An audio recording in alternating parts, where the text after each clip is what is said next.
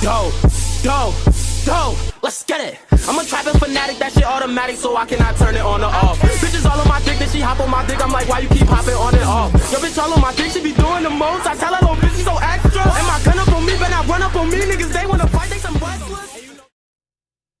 Jinpachi Ego returns, stating that their first real-world challenge will be the U20 team, who have also recruited Itoshi Sai. With that, Rin notes that he has to defeat his brother in this upcoming match, while Isagi remembers a match played against a prodigy, who was more extraordinary than him at the time. Ego then explains that the World 5 matches and those who scored the most against the world-class players. With that, Isagi of course is at the top with 3 goals. Shido this time has 2, and Rin has 1, and so does everyone else under him. A new screen appears before all of them, with everyone now having to choose who they would play with. Once everyone had decided, the first match is declared, with Team A1 versus B1. As Isagi steps onto the pitch, where Shido was there with him, the two don't speak at all. And as the match begins, they clash. Before Isagi, he far outclasses him and runs ahead, with Nagi and Rin now defending him. Isagi's upgraded ego then appears as he sees the strings attached to each player. He feints going left, causing the strings to pull them in that direction, but then he bursted out with speed like Loki going in the opposite towards the right. Isagi then notes that Nanase was closing in, so he smiled, getting ready to use the direct outburst, but Shido comes in out of nowhere. Isagi then laughs, just as I predicted. With Metavision and a puppeteer-like flow at his disposal, Isagi flicks the ball over the leg of Shido and Nanase. This time, he then performs a direct outburst scissor shot as Shido calls him crazy, planning to send him right to hell. But Isagi tells him that he stands no chance, as his actions will be controlled by him in this match. The first match is an overwhelming victory of 5-1, with Isagi scoring every goal except for one that Shido would steal. And in the following matches, these two continue to clash, with Isagi showing his dominance over and over again. It gets to the point where Shido doesn't even know what he could do to destroy Isagi, causing this arc to conclude fast, with Ego going off to form the Blue Lock 11 team. And once he returns, he states the starting lineup, with Isagi as their striker. He had proved time and time again that he was capable of scoring, so why not put their faith into him? As Itoshi Rin was going to be in the cam position, the rest of the spots remain the same, as Ego tells them to rest, because this is their chance to change the world of football, taking it head on. Days go by, as Blue Lock's players are then seen suiting up, heading into the hallway. Isagi doesn't even speak to his opponents, but Itoshi Sai speaks to him. So you're their striker. I should have known since you stayed in Japan that you'd be a part of something this foolish. Isagi turns smirking. The first goal is mine. They walk out onto the grand stage with thousands at the ready. The kickoff then begins, and Isagi starts to run ahead alone. Sendo is the first defending him, but he's overwhelmed by the speed and strength of our striker. Then, Itoshi Sai, who was standing there in his way, looked around, noting that he wouldn't be able to get past him at this point. Isagi then chips the ball to the side, where Chigiri was able to grab it using his speed, heading down the field as well.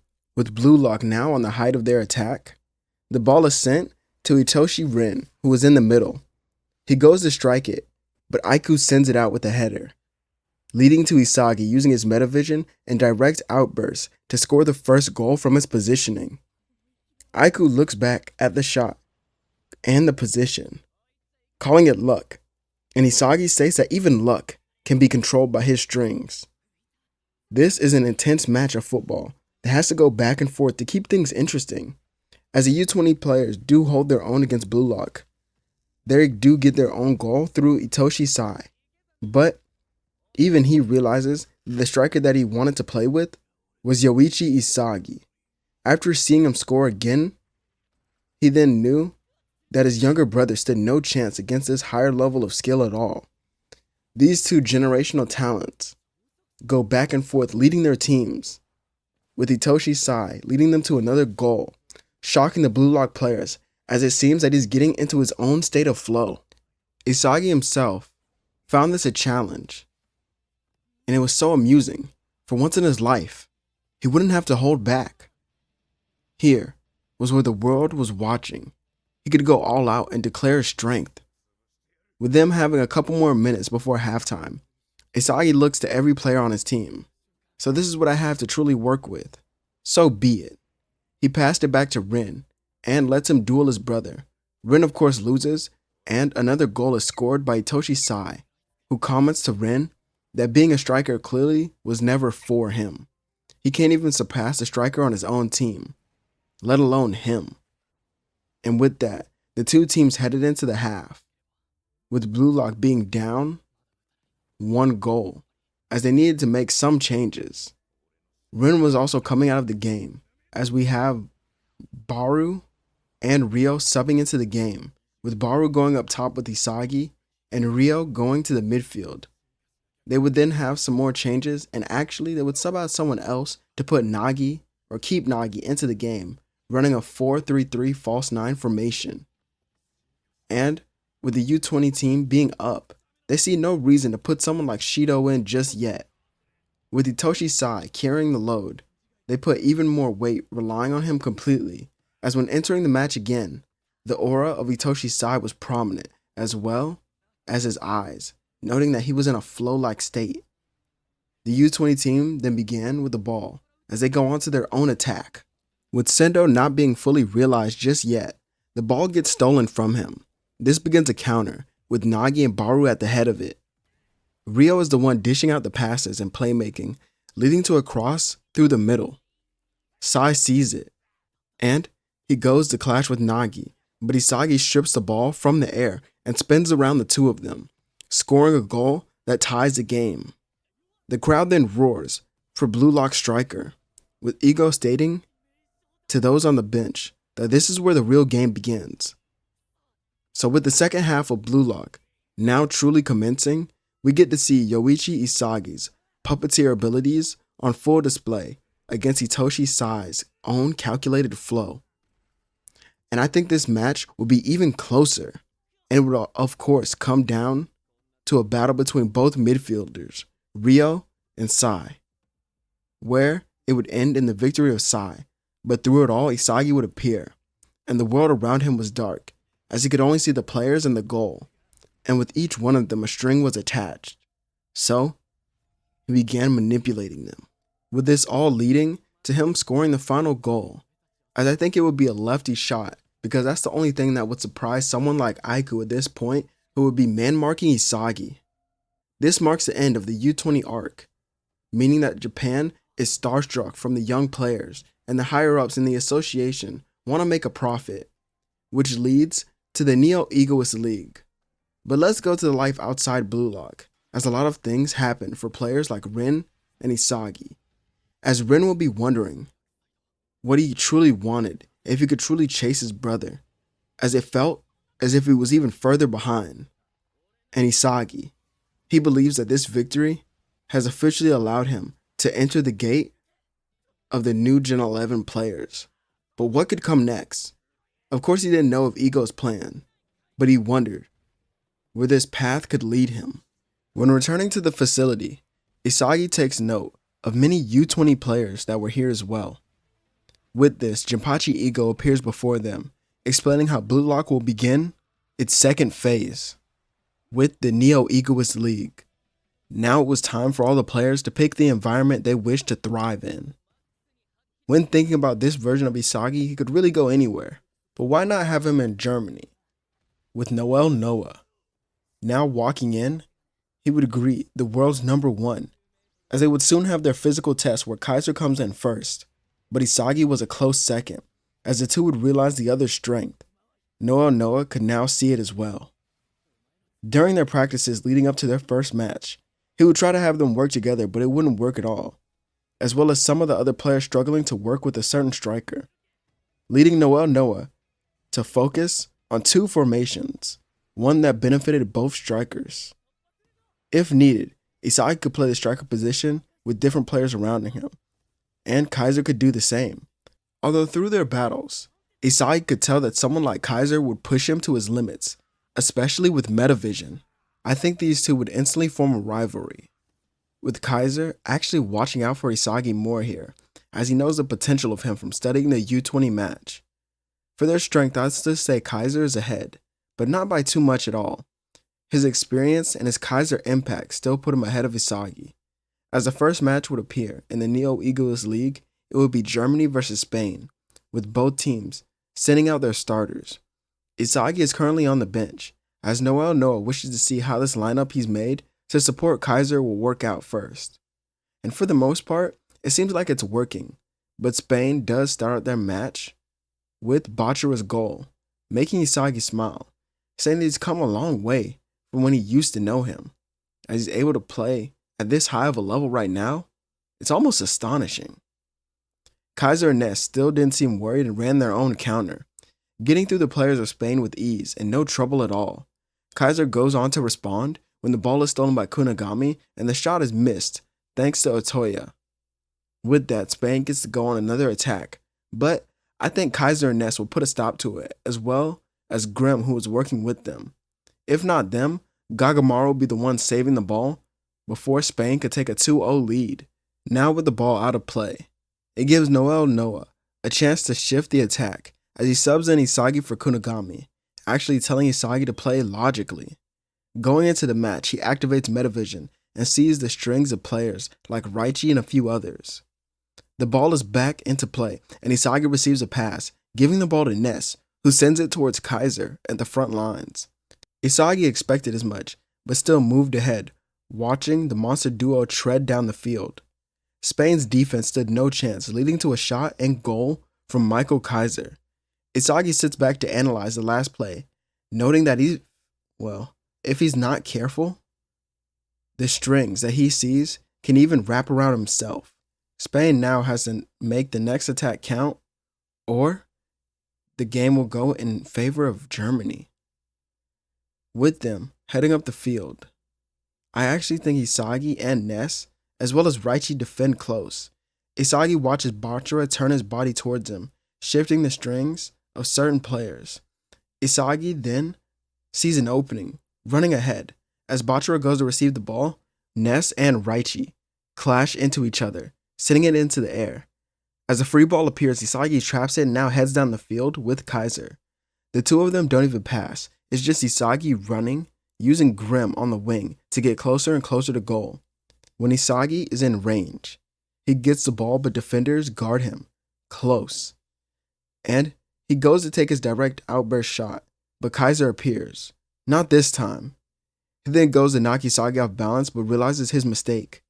Isagi is able to spin around Kaiser, making it so the defenders can't reach him because Kaiser was blocking them. This leads to his first goal in the Neo Egoist League. Come on, Kaiser. If you wish to have my strings of fate attached to you as well, then keep attacking me over and over again. With this goal, the Masters sub into the game, and I think Levinho will get his own goal by demolishing Germany's defense. Now, with only one left, they needed to score again, but so did Germany. Noah looks around, lining up his ideal with Kaiser, assisting him and Ness. Isagi runs with them, waiting for the pass, and it happens, with Noah getting double-teamed by Levinho and Bachira. Isagi now watches as the ball gets closer and closer to him, but he smiles, as Ness would then try to intercept it, stealing the ball. But Isagi was already out of the way, causing Ness to be sandwiched by defenders, as he couldn't see them due to his lack of vision. Isagi now takes the loose ball, ending the match with his final goal, as Kaiser is of course mad at Ness for his mistake, and he was made into a puppet by Isagi. But he doesn't care about this win at all. He only wants to defeat Isagi and remain the king of Germany. He then walks off the pitch, with those around the world now having even higher expectations of the young striker. With a little bit more time before their next match, Isagi begins to train and work on his METAVISON, as well as his puppeteer string abilities. He then tries to control it more, but it seems he could only do it when inside a real match where there were others around him. So, there was no way to progress it at all, even if he wanted to. As for his body, it was great, up to standard actually. Now, he just needed more experience and techniques. So he looks back into their last match as he watches film of Levinho. He notices the way he dribbled, and Isagi decided to take that style, adding it to his own game. Of course he was dribbling, but now it was heightened to an even greater aspect. This all leads to the match against England, as Ryo and Seishiro appear before the new lineup of Isagi and Kaiser. Ryo comments how Nagi was already ready to face him, and Isagi looked towards the prodigy. He seemed different, as this version of Nagi had already awakened his own ego, and, ideal, here, way before he even got to play them, as his drive was much different, as England also had others like Chigiri and Agi to support him. And this Manshine City team looks even more dangerous than before. As they began with the ball, their attack was explosive. Starting with Agi at the back of their center line, all the players from Blue Lock then scattered into a diamond formation. Once they were in position, Chris Prince stood, telling his strikers to go. Agi sent the ball to Ryo, and it's almost as if it happened in an instant, as it was sent to Chigiri, who then bursted by Ness with speed, getting in range and scoring a 44 Panther shot. With that, England makes their declaration to Germany and the world. As Kaiser and Isagi both don't react, as the two know the next goal is one of theirs. Kaiser then passes the ball to Ness, who runs up the field, now being marked by Nagi, before even crossing the halfway point. Not this time. Nagi swipes once, missing, and then again. Ness then reacts, but Nagi turns, poking the ball out. Luckily, Corona recovers it and gets a chip pass to our protagonist, who was in position. As the ball floats his way, time seemingly moves slow as he activates METAVISON. Using his new dribbling that combines the strings of his puppeteer flow, he weaves through the defenders and goes for a shot. As I actually think, before he could get it off, Kaiser would steal this goal due to his higher level of METAVISON, which shocks Isagi, but he's able to recover and adapt even further, understanding how deeply this ability of kinetic vision truly goes. Leading on, the match then continues with Seishiro Nagi scoring a wonder goal after a tough-fought battle in Germany's defense, but this goal was one that could be replicated, unlike the one in canon. Now, in an awakened state. But both Isagi and Kaiser had unlocked their own state and had their own plans, with Isagi looking to Corona and Yukimiya, while Kaiser has Ness and Grimm. The ball is back into play and both teams fight hard in the center of the pitch, leading to an open pass to Kaiser. However, Ryo was right there to block it off, and from this loose ball, Isagi appears stealing it, as now the real game could truly begin. While showing off his new dribbling style, Noel Noah notes that it's very similar to that of Levinho, although it's just catered to Isagi's body type, meaning he could use it at 100% without holding back at all or doing any unnatural movements to slow him down. Isagi is able to score the second goal, using Kaiser as a distraction to cover himself once again. But Kaiser was tired of this, saying that he wouldn't fall for that trap anymore. This causes both masters to then enter the game, as the two sides are able to go back and forth. But here's where Isagi sees through Chris Prince, countering his knuckle shot and then going on the attack with Noel Noah and Corona. Corona is actually fouled here, leading to the play stopping, causing Noel Noah to turn to Isagi and ask who they should sub in because Corona was slightly injured. Who can help him best envision his own goal? Isagi looks around, picking Jin Kiora to sub into the game. This shocks many, as his talents haven't been seen that much, but Isagi can see through him. Noel Noah then begins setting up the free kick, but Isagi tells him to let Jin take it. This is when he sets it up, and in the minds of Ryo, Prince, Kaiser, and Noah, Isagi plans to end it here. With this set piece, he wants to end the game. Isagi looks at Jin and takes a step back. It's an indirect, so he can't shoot it, so he looks around, seeing Isagi on the left side of the field. He then watches as Isagi dashes towards the right, heading near the corner of the box. This was far away from everyone, but many did follow him. Jin then ran into the ball, connecting with it, shocking many with the speed and power of it. The ball then curves to the outside, heading out of bounds, but Isagi is able to jump towards it as his foot makes impact with it, allowing a scissor shot to head right into the near post. This is when it narrowly goes into the goal, and Jin breathes heavy, and so does Isagi.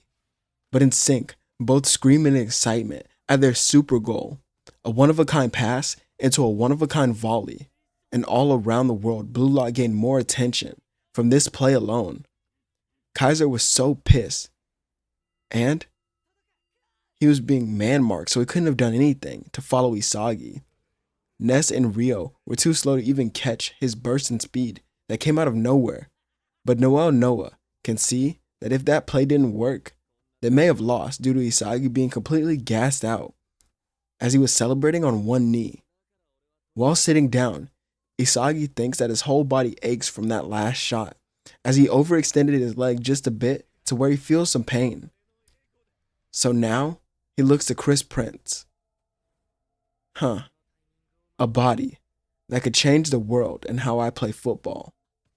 That's what I desire. With Isagi's rank slowly climbing higher, we see the training that he begins to undergo, increasing every part of muscle that he has in order to maximize all of his abilities.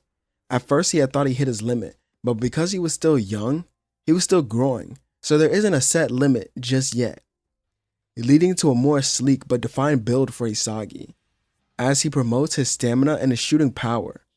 But now Noah and Germany prepare for the Ubers, with Isagi noting the king has been on a rampage as of lately.